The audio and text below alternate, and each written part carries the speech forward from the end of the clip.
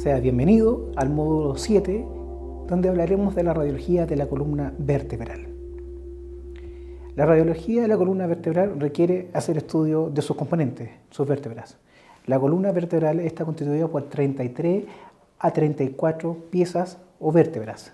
Cada una de estas tiene características que le hacen muy similares, pero hay algunas que tienen algunas características que le hacen especiales respecto a segmentos.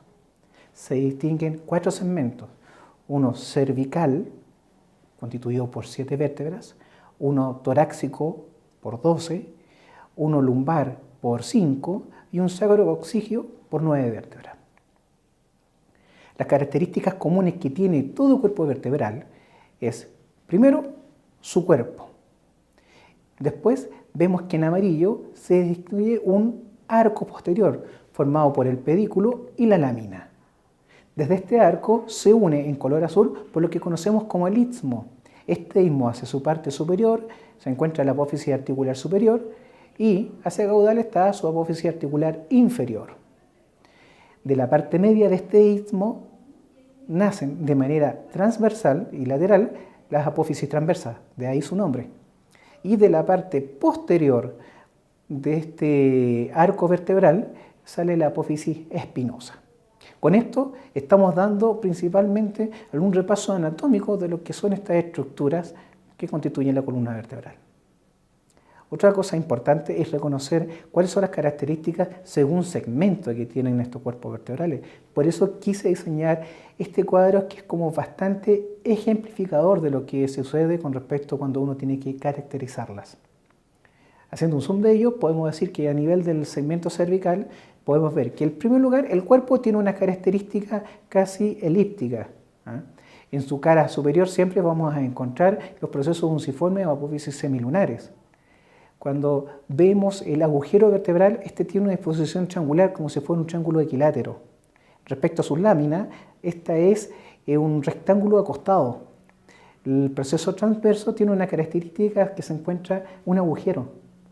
Y una característica también muy especial que está asociada a la apófisis espinosa es que su extremo distal es bífido. Cuando hablamos de algunas características que son comunes para la región torácica, observamos que el cuerpo vertebral de las columnas torácicas tiene forma de corazón. Su agujero vertebral es redondo. La lámina es forma de rectángulo. Su proceso transverso tiene una carilla articular y el extremo distal de la apófisis espinosa es puntiagudo. Respecto a la lumbar, vamos a decir que su cuerpo es más circular. El agujero vertebral tiene forma de triángulo, pero yo diría que un ángulo con isósceles, porque sus lados son iguales, pero su base es un poco más larga. Y tenemos sus láminas, donde vemos que tiene forma de un rectángulo, pero en posición vertical. Sus procesos transversos tienen esta característica, ya no poseen el agujero ni carilla articular, sino que poseen procesos costiformes o apófisis costiformes. Y la parte distal de la espina tiene una forma cuadrangular o de tubérculo. Si quisiéramos ahora evaluar los ligamentos que unen todo este cuerpo vertebral de manera muy esquemática en una vista lateral o de perfil, podemos decir que uniendo la apófisis espinosa se encuentra el ligamento interespinoso. Por parte, uniendo las láminas entre sí, está el ligamento amarillo. En rojo vemos por parte posterior, el muro posterior de los cuerpos vertebrales, lo que es el ligamento longitudinal posterior. El ligamento longitudinal anterior que discurre de manera anterior hacia los cuerpos vertebrales. Y el ligamento supraespinoso que une las apófisis espinosas a su extremo distal.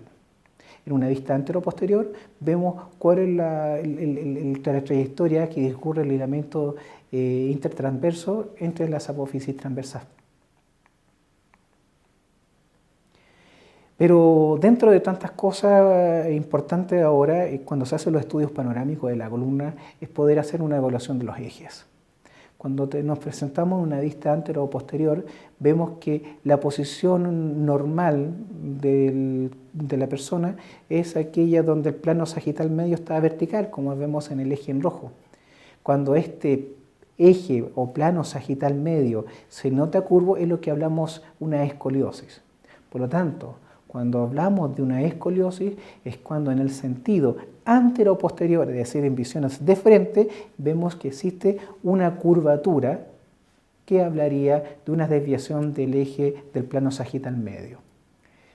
En las visiones laterales o de perfil tenemos que la posición normal es esta, y cuando se ve aumentada a este nivel, como está mostrando a nivel aquí alto, se habla de una cifosis, y este nivel, en este tipo de curvatura, hablamos de una lordosis. ¿Cuáles son las lesiones más frecuentes que afectan la columna vertebral? Uno, aquellas que producen una estenosis o estrechamiento del canal espinal o medular, como se ve en este caso, ya sea por protrusión del disco o lateral por razones extrínsecas. La más frecuente está por dilución del líquido desde el disco intervertebral, donde hay distintos grados de lesión y cómo va mostrando su grado de compresión hacia lo que es el canal.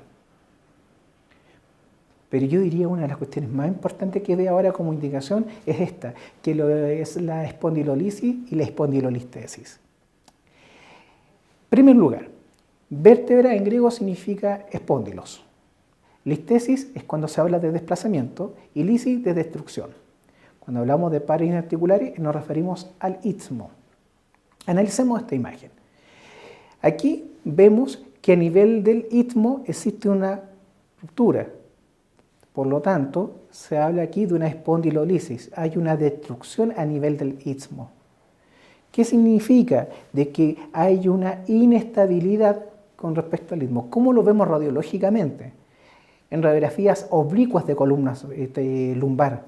¿Qué es lo que vemos? La imagen típica del perrito de la Chapelle, donde podemos diferenciar esta estructura. ¿Qué es lo más importante?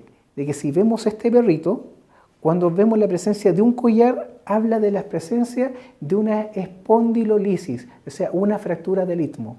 El perrito con collar es la presencia de una espondilolisis. ¿Y cómo lo vemos en la radiografía? Aquí está. Está el perrito y ahí vemos que existe una imagen radiolúcida que pareciera un perrito con collar. Ahí está la imagen normal, donde no se observa el collar del perrito, pero cuando este perrito tiene dueño, ya hablamos que lo que sería una espondilolisis. ¿Cuál es el problema? Que la espondilolisis la podemos evaluar en las típicas placas que hacemos del paciente en decúbito, en proyecciones oblicuas. Pero esto habla de una lesión a nivel del istmo, que se puede complejizar por un desplazamiento, es decir, una espondilolistesis. Por lo tanto, cada vez que nos enfrentemos que una imagen demuestre una espondilolisis, es conveniente que las proyecciones lateral o evaluación del quinto espacio L5 o S1 sean con el paciente en posición de pie, para que con el mismo propio peso de su cuerpo las fuerzas permitan evaluar y poder sacar desde el anonimato una espondilolistesis que podría ocultarse cuando efectuemos radiografía en decúbito en pacientes proyecciones lateral y de quinto espacio. Aquí podemos evaluar el desplazamiento en lo que es una anterolistesis en un paciente que tuvo una espondilolisis y se tomó la placa de pie al medio y después te lo vemos corroborado con una imagen de resonancia magnética más a su derecha. Eso es todo. Muchas gracias.